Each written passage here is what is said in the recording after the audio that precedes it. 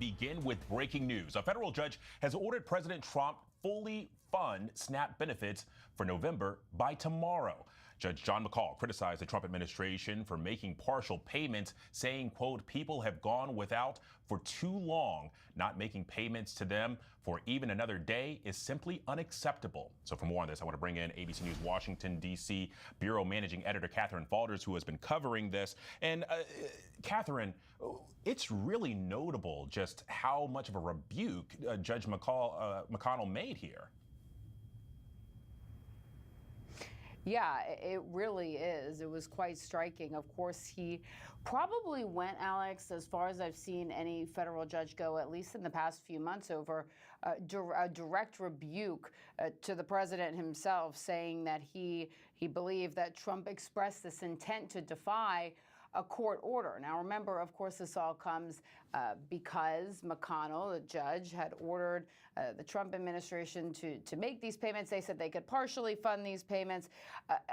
Basically, what happened here is the judge said he was not satisfied with the partial payments that the administration said they could make, and then the obstacles that the administration said that were getting in the way of paying it, meaning they couldn't do it for 2 or 3 weeks or maybe even months. Now, what was so striking to me about this is the judge said the Trump administration ignored his order, of course, to restart the SNAP payments quickly, but the judge attributed that to the president attempting to disrupt the payments for called political reasons here. So very unhappy with the way this was handled. Now, I will say we haven't heard from anybody in the Trump administration yet on this. I could imagine that the Department of Justice may be preparing papers to appeal this ruling. We'll have to go out tomorrow, and that people's cards will be reloaded. I can't imagine that it would happen that quickly. We're at close of business today, but we'll just have to see what happens here next.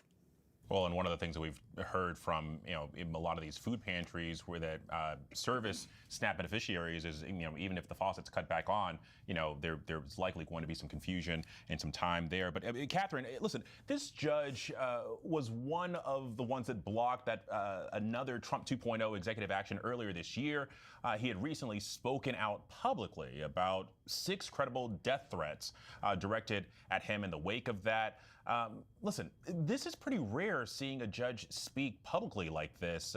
What more do we know? And is it a surprise that he made this ruling?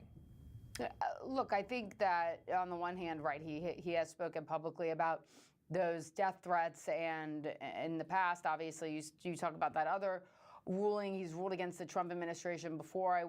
I would think that the judge is separating that and those comments from how he was thinking in ruling as it relates to what was before him in the court the past week or so. Now, of course, I'm sure that's on the front of his mind. I think that the Trump administration, whenever they make a comment about the judge or who knows, Trump hasn't said anything about the judge yet, but you know how he feels about judges who rule against him. And I'm sure he's aware potentially of the comments that this judge has made. So that could come up in that way.